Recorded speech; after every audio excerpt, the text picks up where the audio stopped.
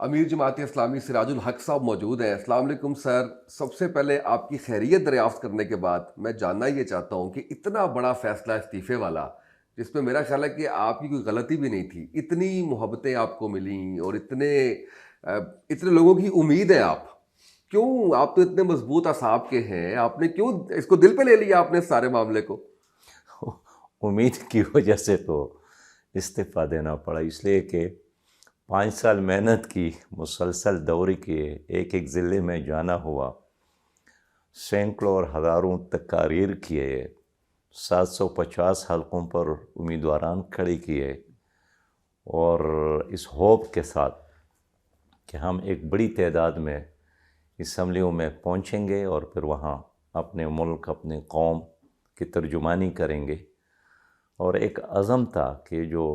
System ہے یا status کو ہے، اس کے ناک میں ہم نکیل ڈالیں گے، اور یہ وی آئی پی کلچر ختم کریں گے، یہ جو عیش اور عشرت پر مبنی نظام ہے اس کو تبدیل کریں گے۔ ایک بہت بڑا ویژن، لیکن جب الیکشن کا رزلٹ نکلا تو وہ ویسے نہیں تھا۔ تو اس لیے ایک انسان ہونے کے ناطے جب آپ بیج ڈالیں گے، جب آپ ہل چلائیں، جب آپ کھاد بھی ڈالیں، جب آپ باڑ بھی لگا لیں، پھر اپنا خون پسینہ بھی دے دے اور وہاں بیج ہی نہ نکلے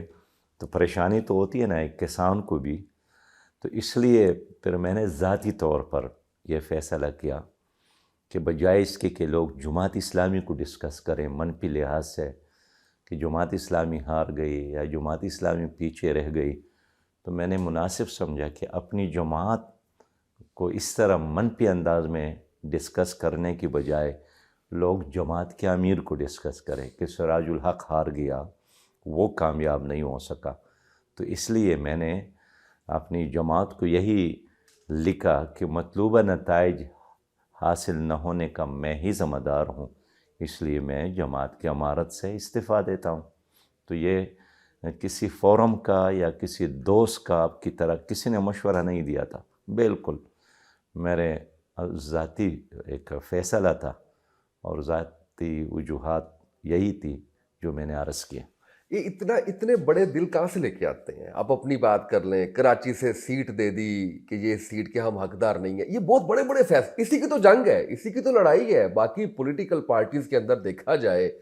کوئی جماعت کا امیر ہو، کوئی پریزیڈنٹ ہو جماعت کا، کوئی چیئرمین ہو، اسی کی تو ساری کی ساری لڑائی ہے اور سیٹوں کی ساری لڑائی ہے۔ آپ کے لوگ سیٹیں چھوڑ رہے ہیں، آپ یہ کر رہے ہیں، یہ کیسے آج کے دور میں 2024 میں تو بالکل ناممکنات میں سے ہے؟ دیکھیے، جماعت اسلامی دوسری پارٹیوں کی طرح کوئی سیاسی پارٹی صرف نہیں ہے،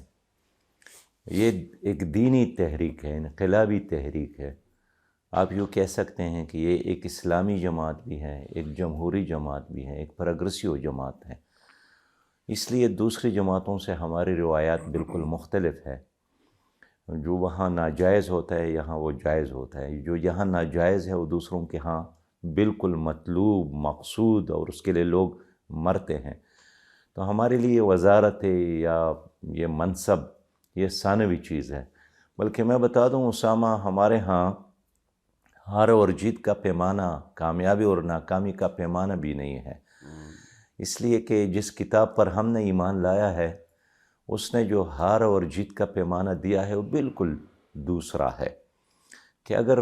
آپ اس دنیا میں ایسی زندگی گزارنے میں کامیاب ہو جاتے ہیں کہ آپ کا خالق آپ سے راضی ہے، تو بے شک آپ کی ساری زندگی ایک جیل کے نظر کیوں نہ ہو، پھر بھی آپ کامیاب ہیں۔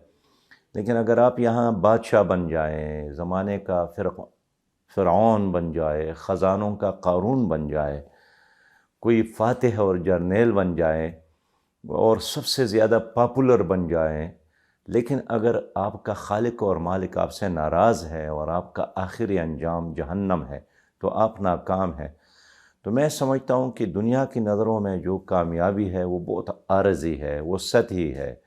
ہماری نظروں میں جو کامیابی ہے وہ ابدی ہے، لافانی ہے۔